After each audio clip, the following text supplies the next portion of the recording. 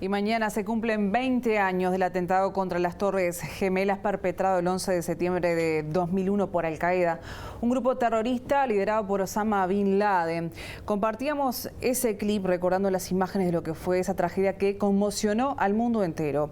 Un hecho que marcó un antes y un después en la invasión norteamericana en Afganistán, que luego de 20 años se retiró del país asiático. Y para seguir hablando de este tema es que ya contactamos con el politólogo, periodista y analista internacional Claudio Fantini. Claudio, buenas noches, bienvenido, ¿cómo estás? ¿Qué tal? Muy buenas noches, Rosario, un gusto saludarte. El gusto es nuestro, como es habitual, Claudio. ¿Y qué ideología había atrás del 11S? Bueno, detrás del 11S estaba el wahabismo, esta palabra tan extraña que es como se denomina a la vertiente teológica oficial en el Reino de Arabia Saudita. La palabra wahabismo viene del nombre de su gran impulsor, un teólogo del siglo XVIII, Muhammad bin Abd al-Wahhab, quien selló un pacto con un jeque tribal de apellido Saud, de ahí va a venir el nombre del país, creado un par de siglos después, y Mohammed bin Saud ponía la fuerza militar. La doctrina teológica la aportaba Muhammad bin Abd al-Wahhab, y así nace, 2 siglos después, en 1932, el Reino de Arabia Saudita, con el wahabismo como doctrina islámica oficial del reino. Y el wahabismo es una doctrina muy cerrada, muy rigurosa, muy dura, de una fuerte intolerancia si se la practica de modo fanático. Y detrás de Al-Qaeda estaba esa doctrina practicada de un modo fanático, y de un modo fanático quienes aplicaron esa doctrina creando Al-Qaeda, crearon también eso que debutó oficialmente o que se presentó ante el mundo oficialmente el 11S, que fue el terrorismo global, porque hasta ese momento, Rosario, el mundo había tenido terrorismos puntualmente localizados, o sea, geográficamente focalizados. Todos los terrorismos tenían causas y objetivos nacionales, ¿no? Salvo los anarquistas de finales del siglo XIX y principios del siglo XX, que tenían vocación internacionalista, pero no llegaron a marcar la historia. Los que plagaron el siglo XX fueron terrorismos con objetivos y causas nacionales. La ETA en España para separar el País Vasco, las Brigadas Rojas para imponer el comunismo en Italia, el Baader-Meinhof para imponer el comunismo en Alemania federal, el IRA para sacar el Ulster del Reino Unido y reintegrarlo a Irlanda. Con el 11 de septiembre del 2001 lo que se presencia es la irrupción, la presentación ante el mundo del terrorismo global.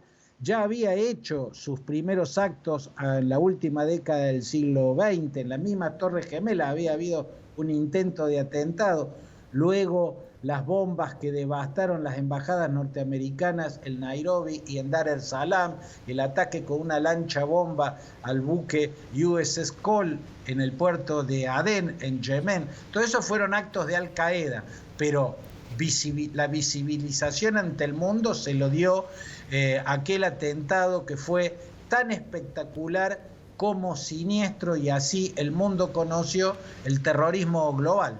Marcaste muy bien, Claudio, los objetivos de algunos grupos terroristas. Acá, ¿qué marcarías si yo te pregunto cuáles eran los objetivos de estos ataques terroristas?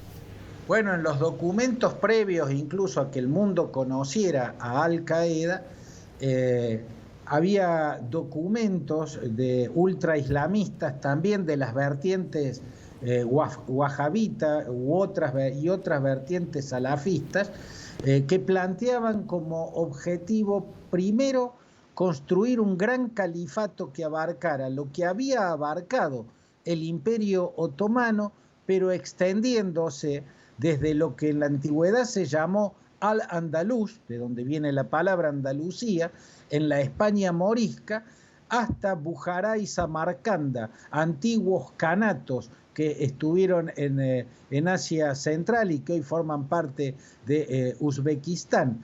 Todo eso iba a abarcar el califato que se proponían como primer paso, y desde ese gigantesco espacio territorial se iba a promover la islamización mundial, ¿no? Esa era la visión que tenía Al-Qaeda, que significa la base, porque algunos analistas deducen que es porque la base de datos de la computadora de Osama Bin Laden, la que usó en Afganistán para reclutar yihadistas de muchas partes del mundo para que confluyan en Afganistán a luchar con los mujahidines que peleaban contra la invasión soviética. Luego de la retirada soviética, muchos de esos yihadistas que sobrevivieron regresaron a sus países, sus datos quedaron en la base de datos de la computadora de Bin Laden, y Bin Laden ideó una estructura inversa, convirtió a esos yihadistas que aceptaron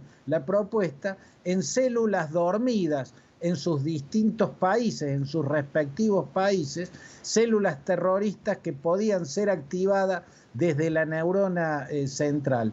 Eso es Al-Qaeda, la primera estructura del terrorismo global. Lo que vinieron después fueron clonaciones, ¿no? Pero siempre dentro de las vertientes salafistas. El wahabismo es salafista, la única diferencia es que el salafismo plantea que solo un califa es nexo entre el pueblo y Alá, mientras que el wahabismo, que es la vertiente saudita, el fundamento teológico de Arabia Saudita, acepta al rey saudita como nexo entre el pueblo y Alá.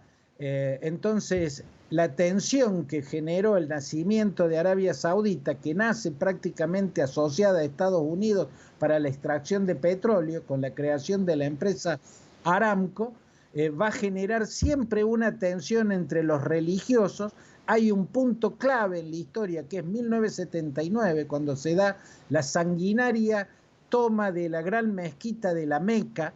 Ese fue el momento que empezaba a mostrarle al mundo la tensión entre el wahabismo, la religión oficial, y la sociedad con una potencia que para esa religión oficial es infiel. Era una asociación impura. Por eso el rey Fahd, posterior a Jalib, que fue el que le estalló la ocupación de la gran mezquita, y luego Abdullah, su sucesor, destinaron grandes cantidades de dinero a las organizaciones religiosas para calmarlas, para que aceptaran la sociedad con los norteamericanos. Bien, el 11 de septiembre del 2001 lo que quedó a la vista es que gran parte de ese dinero que salía de las arcas reales hacia las organizaciones religiosas terminaba en las manos de los terroristas. Bien. Gracias. Claudio, buen fin de semana, ¿eh? Un gusto, un abrazo grande y buen fin de semana para ustedes.